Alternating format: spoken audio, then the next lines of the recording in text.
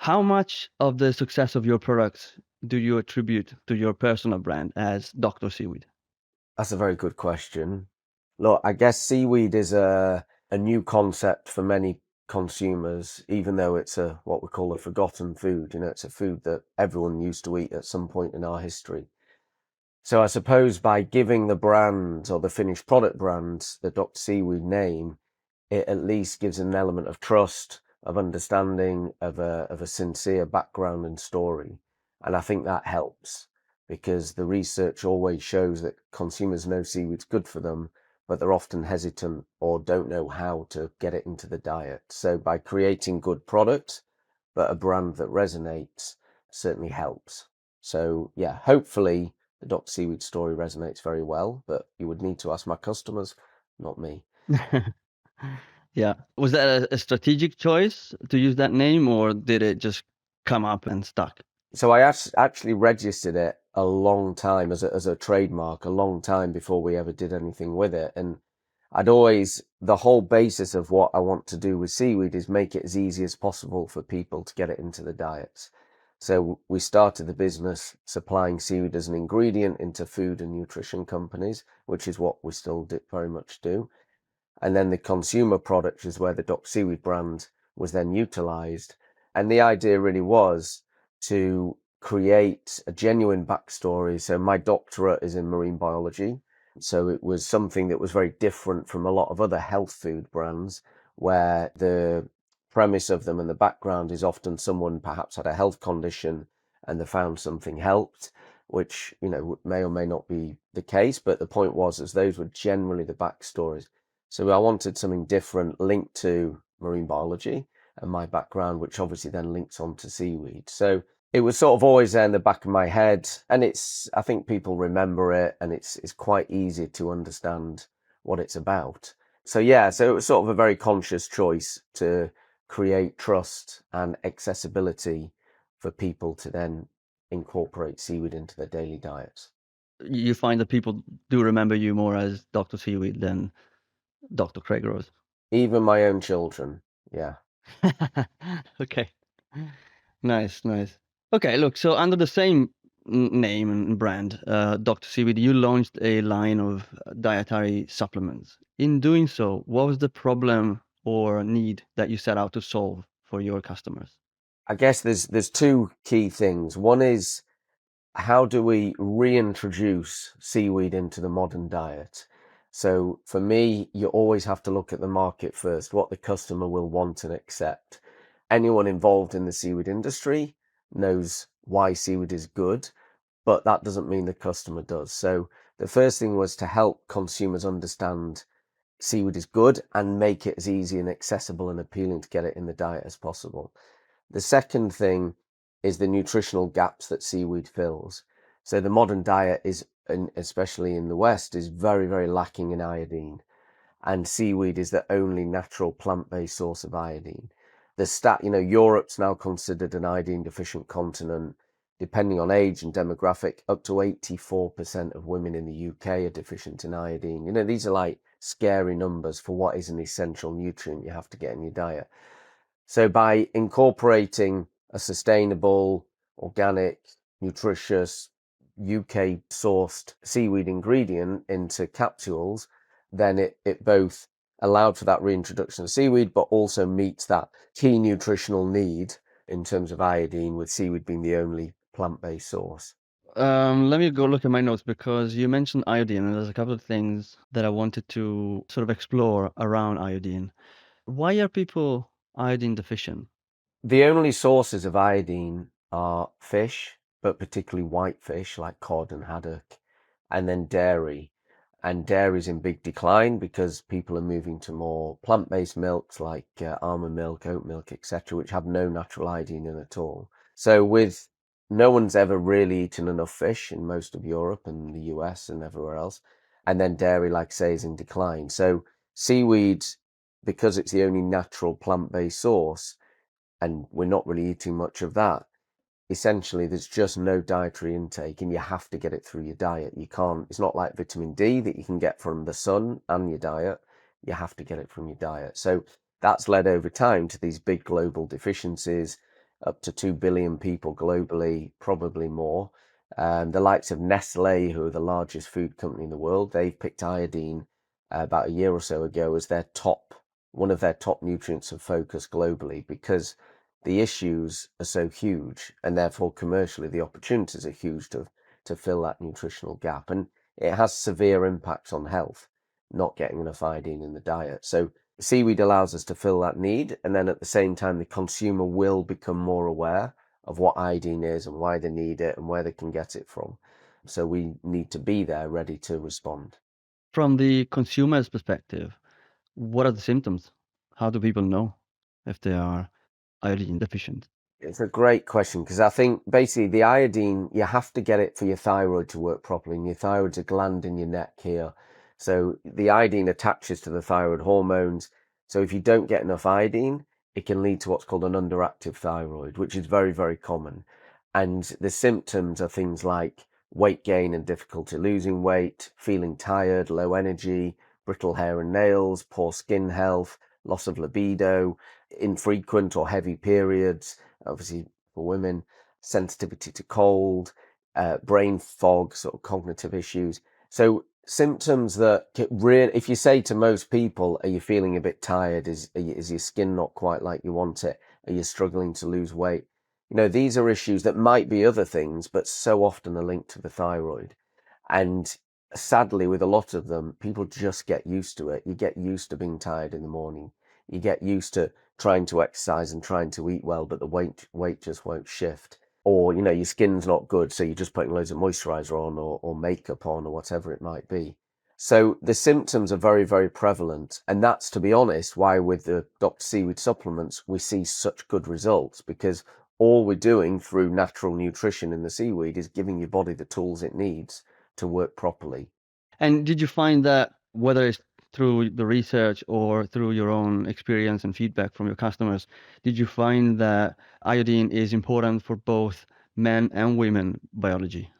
Yeah, without doubt is important for both men and women. For some reason, which we're not quite clear on, and even the research we work with, it does seem to affect women much more than men. Now, that might be because hormonally there's more complexity there. There's more changes through the life cycles of women than there is for men.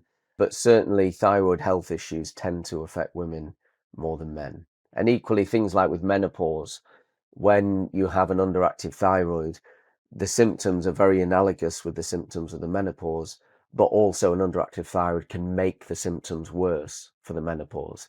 So as women go, whether it's perimenopause and the early stages all the way through into later life, having a healthy thyroid really helps to manage those symptoms. So it whilst we both need iodine, men and women, it definitely seems to affect women much more.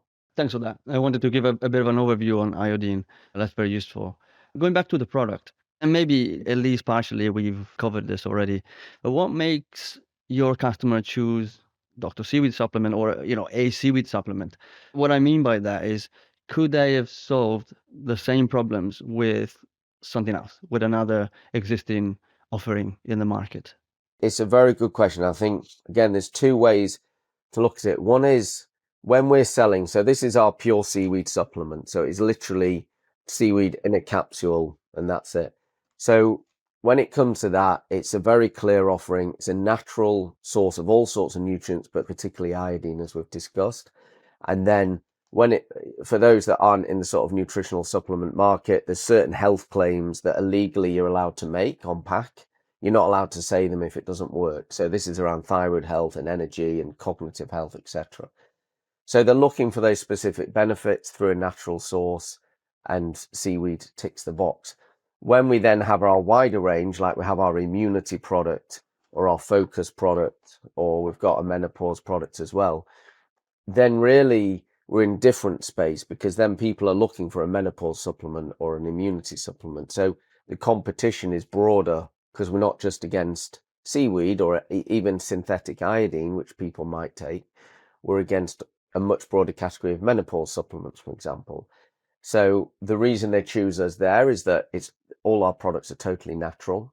The range now is all plant-based as well. It's kosher certified. It's all about removing any barriers for people to try it. But people know and have a very positive perception that seaweed is good for them. They might not know the details why, but they know it's good for them. So having that natural source of seaweed in there, along with other key nutrients that we've added, gives us a unique selling point over more generic supplement brands that very, very often are just got a lot of synthetic nutrients in there as well. So it's the natural, and then it's that clear seaweed differentiator. I want to say a bit longer on that one because I think it's a really important point. You mentioned a few times the distinction between synthetic nutrients, particularly synthetic iodine, versus a seaweed-based nutrients and iodine. Outside of what could be a perception element of it is natural, does the research point to any specifics around it being better in any way? Is it rate of absorption or anything like that? Yeah, no, again, another great question because I was involved in some research with Glasgow University, and they gave two groups of women. One had seaweed in a capsule, and the other had potassium iodide, which is a synthetic source of iodine in a capsule. So the same amount of iodine went into their mouth, but just different sources. And what the research showed, and it was published in the British Journal of Nutrition, was the synthetic source was very quickly excreted. You excrete it in urine and sweat, whereas when it's in the natural food source in the seaweed, it's bound within a food matrix. So you get this slower breakdown and more sustained release over time. So you get what you need instead of it being quickly absorbed and then excreted very quickly. This is why it's so important to understand what your supplements are, or even your food. Because what we say is these capsules, it's just food in a capsule. Seaweed is not the nicest tasting thing on the menu, you know? It can be a challenge from a taste point of view.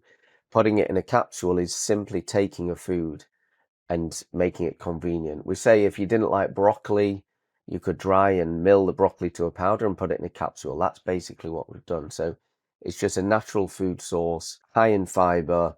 You get a nice sustained breakdown over time, and then the release of those nutrients, versus synthetic that you basically can often end up with just expensive whey. You know, it just passes through you with minimal input. Have you stumbled upon any surprising problems or need that your customer highlighted that you wouldn't have expected when starting out? Yeah, we have, and this is where iodine is real, and the cumulative nutritional benefit of a whole food. So having the whole seaweed as opposed to just an extract is really interesting. So there's things like endometriosis. Women report such massive improvements with their endometriosis and the pains associated when they're taking our supplements. And so we've looked at why that could be, because we focus on approved health claims, and that isn't one because it's quite specific, but it's linked to thyroid health that can then have these wider benefits on sort of hormonal balance. But equally, weight management and weight loss. Would you mind explaining or defining endometriosis for the audience? It's basically an inflammation of tissue in the lining of the womb, and it can cause a lot of pain, different symptoms for different women. But it's something which I'm really careful not to talk too much to specific health conditions because, and this is why this was just one example of a few, but we didn't know why it would have benefit. But all we know is that customers come and say, nothing else has changed. I've not changed my diet, my exercise, just taking the supplements and it's helped.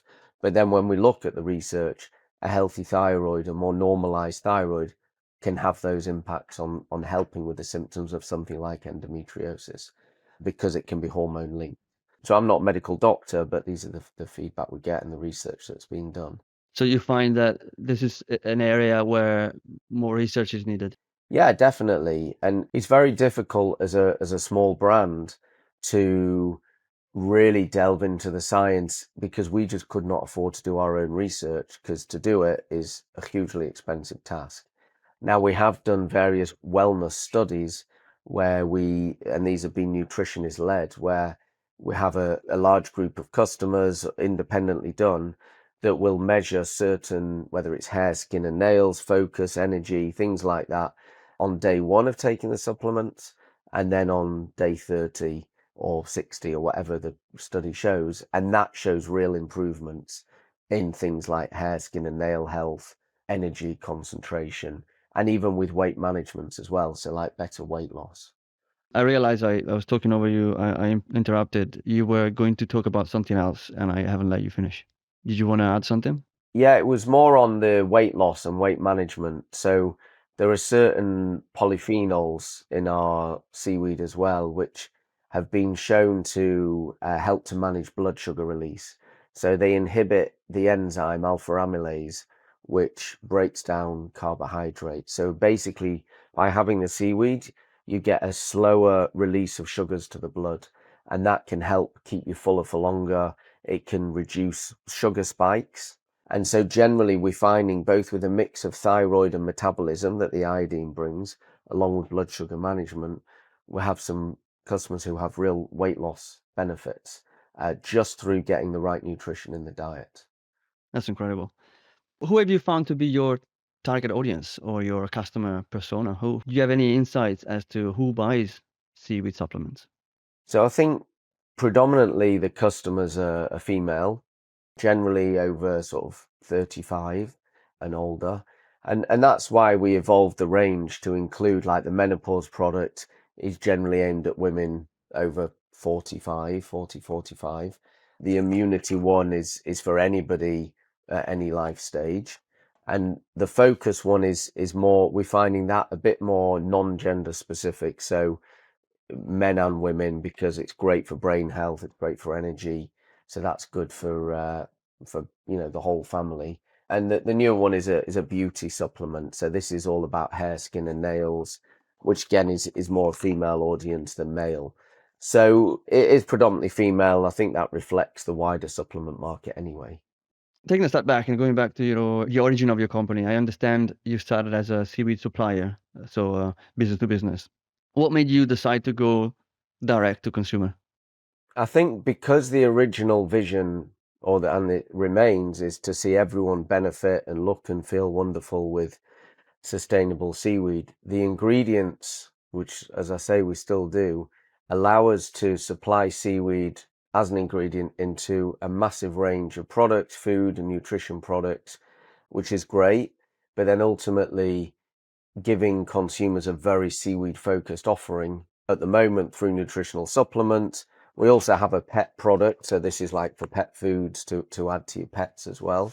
But in time, the brand will expand into other categories as well, and we've got a few plans there. But yeah, we decided to go direct to consumer because it just gave that additional offering. There's a market need. People are looking for ways to get seaweed into the diet, but very much, in my opinion, around health and nutrition. Did you come across any challenges in moving to a B2C model?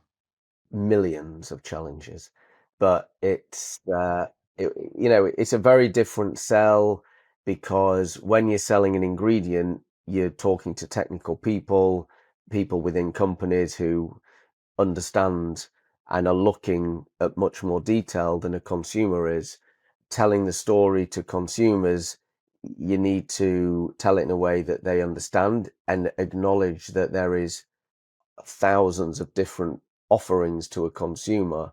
They just don't have the time or the headspace to really go into your product.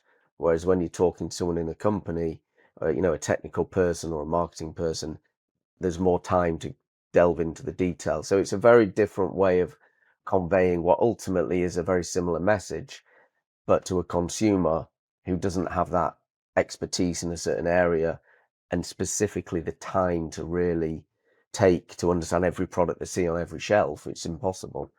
You'd have to totally adapt what you're doing, and that was a real learning curve for us. How did you go about validating the idea and testing that there was demand for your product? I'm not aware of any of many seaweed supplements like yours, especially because you launched. I think, look, we learned many things through trial and error, and there's an old sort of business adage that you've got to fail fast, which we've not always been great at. But you try things, if they don't work, you have to drop it and move on to the next thing. And We did start with some culinary products as well as the supplements, and the culinary ones, they were very good. And to be honest, COVID didn't help because they were a browsing type product and people weren't obviously going into shops. But you see what works and then you build off those successes.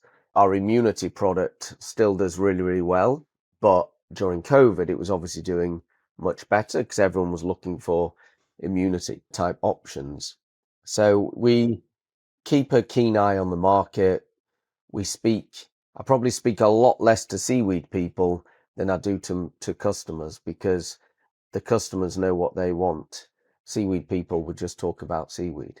So it's really continuing to look at how the market is evolving and then how seaweed can fit into that and what format, etc., people are looking for it in. In terms of format, you mentioned it's a capsule.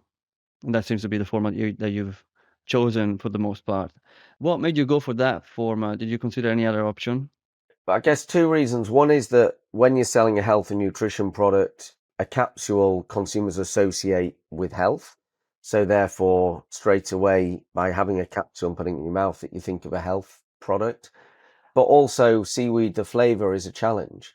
And so putting it in a capsule removes that challenge. Whilst seaweed can taste very good in certain products, it's not something that European, American, or basically Western consumers are too used to. So expecting them to cook with it every day or eat a product with it every day is just too big an ask right now. So it's a process and it will get there, I'm sure. But for now, putting it in a format where flavor challenges are removed was the primary objective. Yeah. Is the size constraint a challenge? I mean, capsules are quite small. I would imagine they're probably half a gram to a gram in weight, something like that, maybe. Yeah. How much dried seaweed can you pack into one capsule? And is this enough seaweed to get all the benefits? Yeah, so in terms of the seaweed, it's fine. So our smallest capsules hold 0.5 gram, and that gives you, for in terms of iodine, as much iodine as a portion of haddock, roughly. So it's plenty because that's about 250% of your daily need. But when it comes to other natural ingredients that we use, because we've chosen to be totally natural, plant-based, that does limit in capsules because synthetic nutrients you can get much more concentrate versions, but when it's natural, it takes more space, so you can't get as much. So we've literally scoured the earth for the right kind of suppliers that have the same ethos around natural products. And I think that's another reason, as well as the seaweed, that's why our products are so well received, because people know that what's in there is natural and it's taken a long time to be able to develop them as such. Whilst you're exploring interesting blends of seaweed and other substances, are you exploring different formats perhaps? Could we see a Dr. Seaweed greens drink or something like that in the future? You certainly could.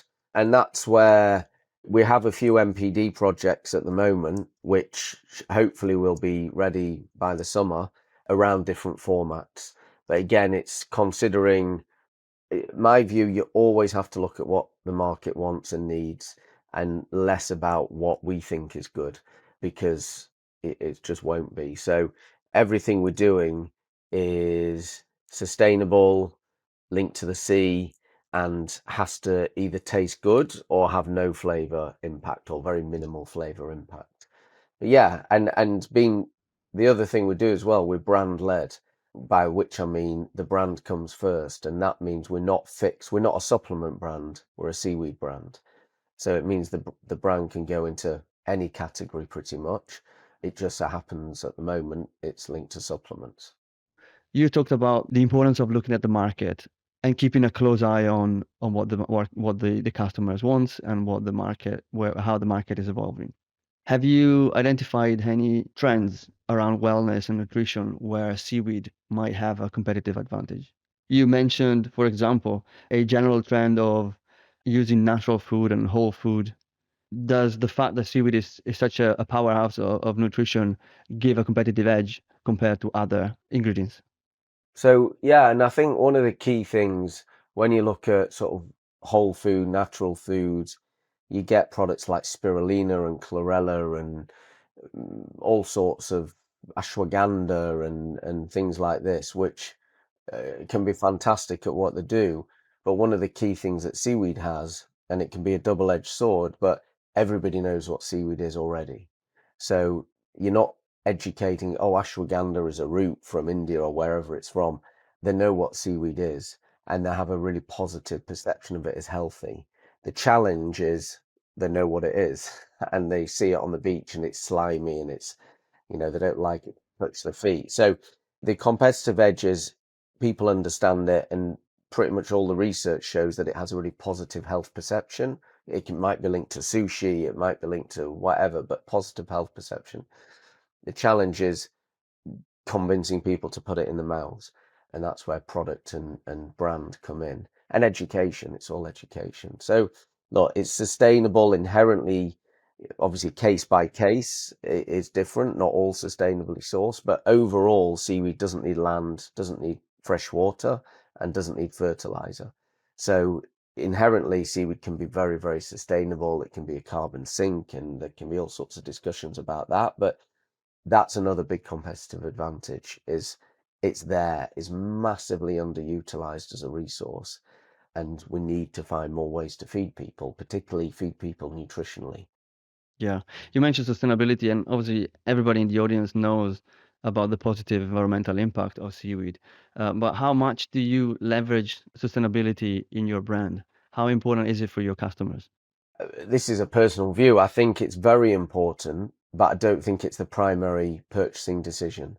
So I think, look, any consumer, myself, you, anyone else, when you buy a product, you're inherently thinking, what does this solve for me?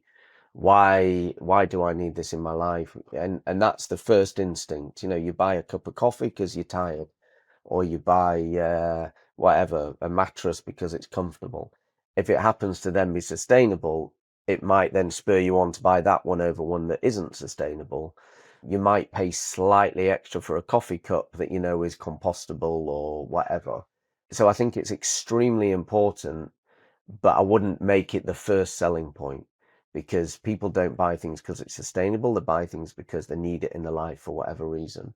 But I do believe that sustainability importance is only going to get more and more pertinent to consumers, because we just have to. We have to live our lives more sustainably.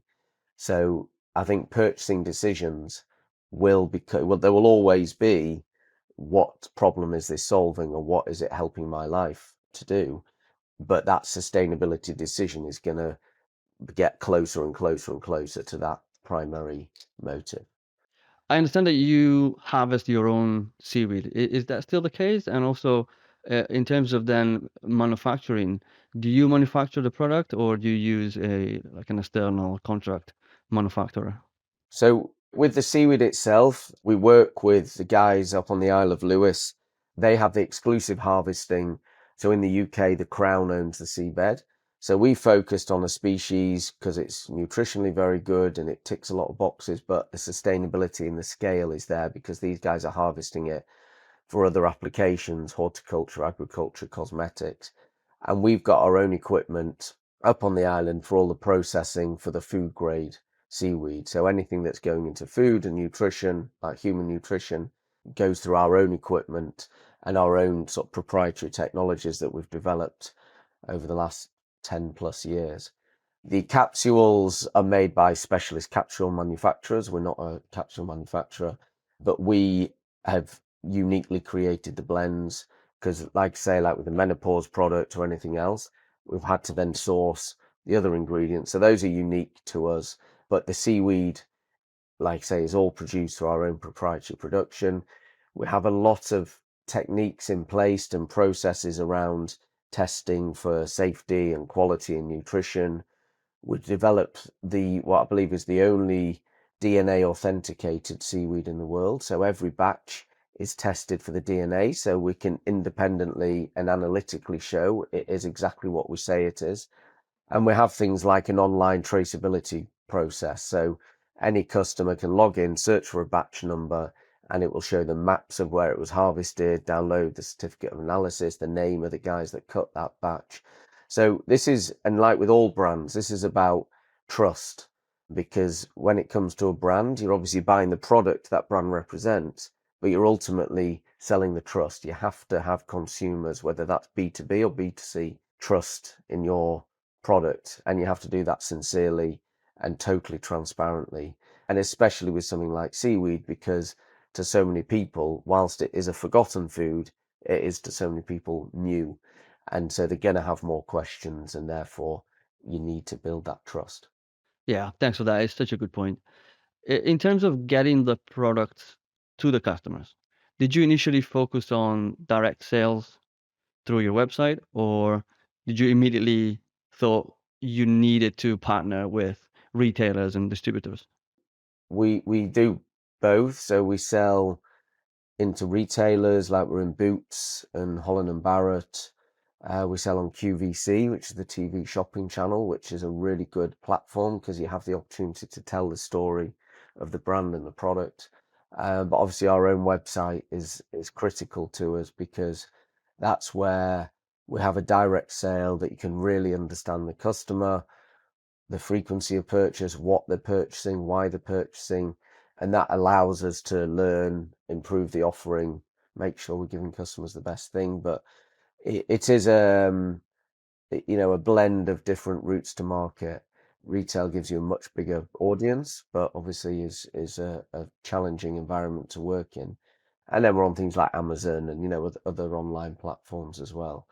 So you have to do lots and lots of things. Yeah. For people listening that might wanna, they might be looking to follow a similar path with their products, whether it's, supplements or anything, any other sort of consumer product. How do you recommend approaching distributors? You mentioned that's a challenging environment. What has been your experience in approaching distributors for seaweed products? It's always much easier to start online direct.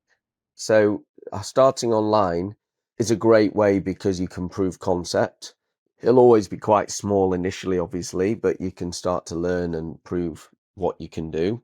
And in terms of distributors and retailers, ultimately they need sales. So you have to demonstrate the market is there and present that to them. This is what the seaweed market is. This is why our products meet that need. And understanding what their margin requirements are is critical, because however good a product is, if no one's making any money on it, it's not going to sell for anybody.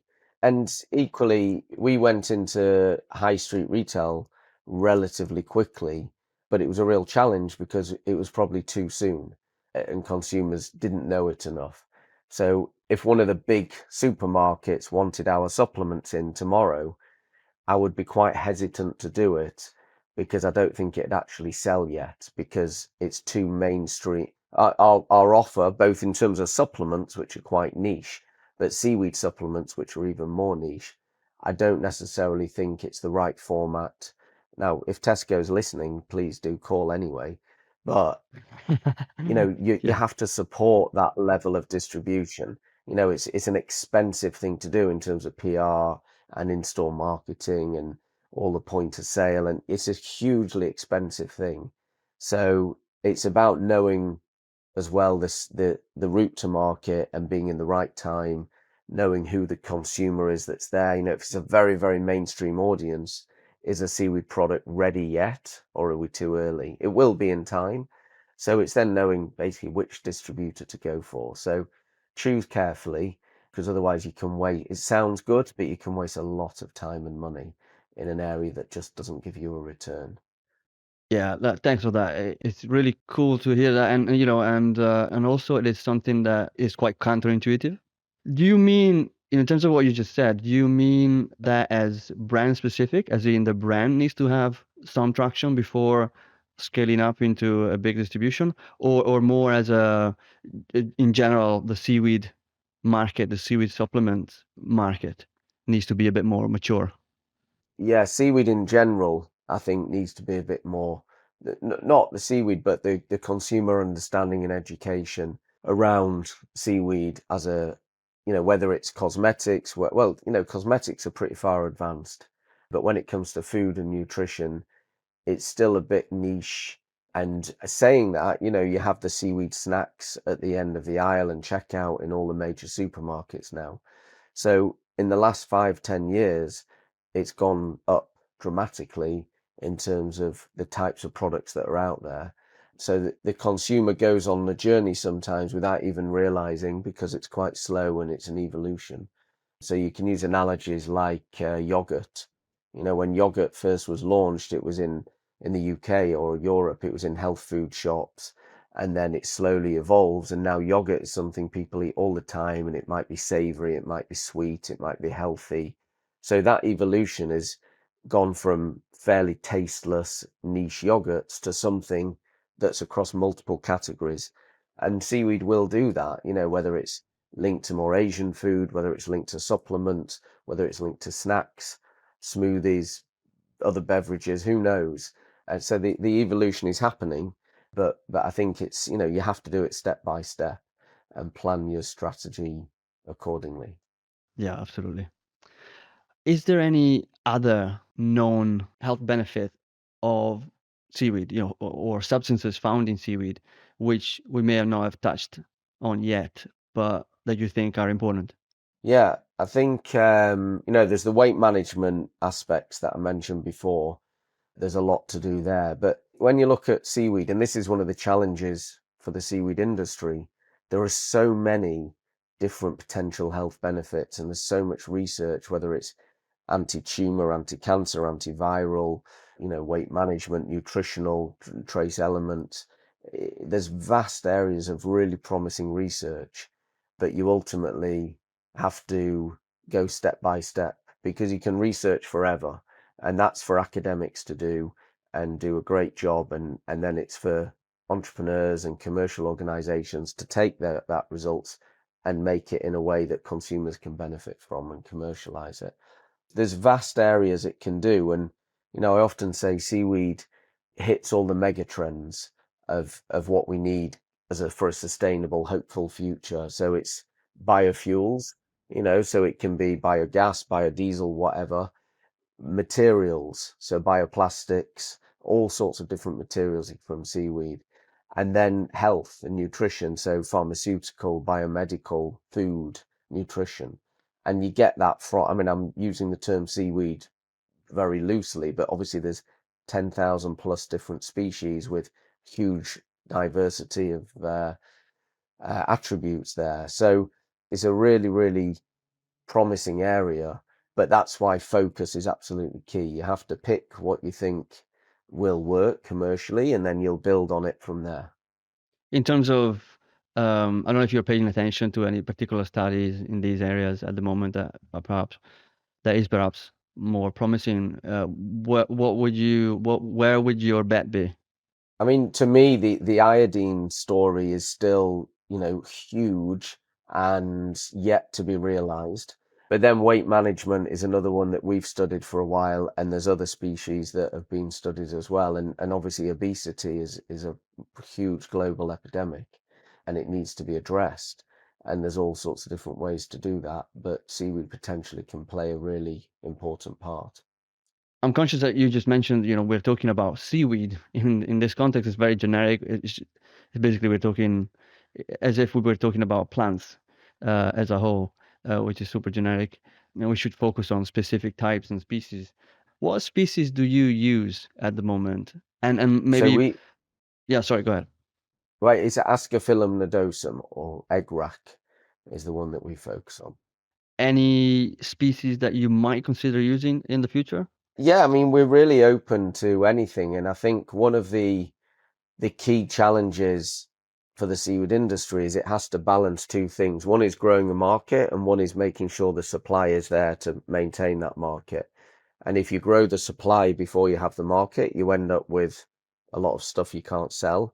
If you grow the market before the supply, you end up with a market you can't then fulfill. So I've been involved in cultivation projects and all sorts, but I had to focus on what we're doing. So I think as more supply comes on from certainly cultivated sources, I think there's a lot of scope for all sorts of different species. So I think I follow reasonably closely what's happening in that space. We've got so much still to do with a sustainable, natural, wild source that less attention goes on finding other sources because we still have so much to do with what we're doing already. If you were to start again with a supplement brand in 2024, the thought might disgust you or scare you, I don't know. But what would you do differently, if anything at all? Wow, that's a great question. I think I would certainly, and I've probably said this word a lot, I would have focused much more because we've now consolidated things, but we did probably try to do too much too soon with too little resource. We went into Europe, which is so challenging from a regulatory point of view. The EU is a single market to an extent, but equally when it comes to supplements, you have to register in every country. It's expensive. It's very, very difficult. So I think we would certainly have been much more focused on the markets we wanted for and not tried to do everything straight away. But in terms of the products themselves, I think we've got a really good range that meets the needs of lots of people. We moved when we first launched, and we still have lots of these. We launched into these blister packs, which are really nice and convenient, and they keep the product super fresh. But from a plastic point of view, they're not particularly good because they're plastic and foil. So we launched this year these plastic-free pouches. This took like about 2 years of development because it got shelf life issues and all sorts of stuff. So this was took a while, and the technology has come on as we've been doing it. But doing this sooner would have been great, just again from a pure sustainability and plastic point of view. But generally, I think focus is key. Knowing your market, focusing on it, and doing a few things very well instead of a lot of things not particularly well. Yeah, and focus means being able to say no to a lot of opportunities, which is very difficult to do. What would you say no to? I think, well, I mentioned before, like big retail. Big retail has had us in to present many, many times, and you feel like you can't say no to those opportunities because of who it is asking. However, politely, you can say, look, I don't think it's ready just now. Let's speak in a year's time. So I wish I'd said no to more of those opportunities because they take a huge amount of time to present and prepare for and everything else.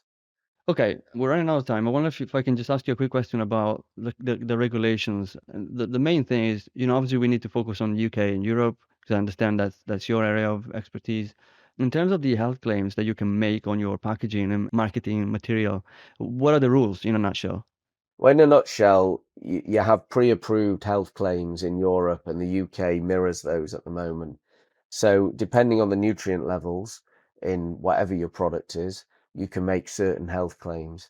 So long as you hit a certain percentage of that nutrient per serving, then you can make health claims. So all of our products, because of how we sell, because we're in Boots and particularly QVC, the TV shopping channel, they're the strictest by far because everything you say has to go through their lawyers. And the back of packs, everything on the back of all of our packs are approved health claims linked to the nutrients in the seaweed and the other natural products that are in there. So it's one of those things that once you know how to do it, it's not that tricky, but I appreciate for people starting, it can seem quite daunting. But it's essentially, if you've got enough of a certain nutrient in there that you know is a good source, then there are certain pre-approved things you can make, whether that's around cognitive health, thyroid health, metabolism, etc. Is there any requirement in terms of testing, not only for the concentrations of the ingredient itself, but also contaminants that might be absorbed by the seaweed biomass? Yes, well, look, because we're a manufacturer of the seaweed as well as the supplements, we test every batch for heavy metals, for microbial activity, for allergens, because we sell it as allergen free. We go over and above what you need to do from a regulatory point of view because it's seaweed and it's something a lot of manufacturers aren't used to. But that's again guide. So we sell into Australia and they have a bit of different rules to the UK and Europe. So you also have to be guided by the market. And then you'll have some customers, manufacturing customers, who will want something else testing or something extra. We've had to test for peanuts because of nut allergies. I mean, there's zero peanuts in the seaweed, but sometimes you just have to do it because for whatever. Yeah, and you have to have a piece of paper that shows you've independently tested in an accredited laboratory. So yeah, so there's a lot to test for, but and that's why source and supply is so important. Does that play again into that trust and credibility factor that is so important? Absolutely. And that's why we measure more than we have to. Effectively, seaweed is a food. So if you're buying carrots as a manufacturer, really we should only have to test, in theory, as much as they're testing carrots. However, because it's something quite different, because it's from the sea, because of how it's produced, we test way more than we actually need to, because we want to demonstrate how safe it is and the nutritional properties and the quality that we're producing. Greg, before we wrap this up, is there anything that you would like to mention that we haven't brought up? No, I think your questions have been great. And I think for me, as the seaweed industry inevitably continues to grow, we're always, and I'm always happy to talk to people within reason, because the more seaweed products that are on the shelf, the more it means consumers are looking for seaweed products. And that's only a good thing. We don't only want one brand, because it just won't work. It'll just disappear. So we want more and more products, whether it's in food and culinary, health, nutrition, supplements, cosmetics, everything, and seaweed products within seaweed made packaging, things like that, because that's how we'll really start to see a difference, and how we'll educate the consumer by everyone sort of working together within the commercial realities. Yeah. No, thanks for that. I'm glad you made that point because it's an important one. On that, then, where can people find Dr. Seaweed, learn more about what you guys are doing, and perhaps get in touch? No, please do. And so there's two websites. There's Seaweed and Co. So seaweed and andco.com, which is the ingredients website, which is under the brand Pure Sea. And then the Doctor Seaweed website, but it's Doctor spelt DOCTOR, so Doctor in full, drseaweed.com, or on social media, it's at Doctor Seaweed as well. So yeah, get in touch there's contact on the website or through social media. We'll put that on in the show notes. Are there any resources, websites, books, events that you would recommend for people interested in exploring seaweed and health? For me, it's actually, if especially on health, it's broader events. So like there's a show on today actually, which I couldn't go to, Natural Product Show. So that's a great one if you want to just look around and see what other people are doing generally, not just seaweed. Going round shops, just looking at what trends are happening and speaking to people more and more. So, look, my interest very much is in consumer behavior and consumer science, in terms of how do we get them to understand and educate on seaweed. So that's I'm more interested in that personally than I am about cultivation technologies, just because that's not my area.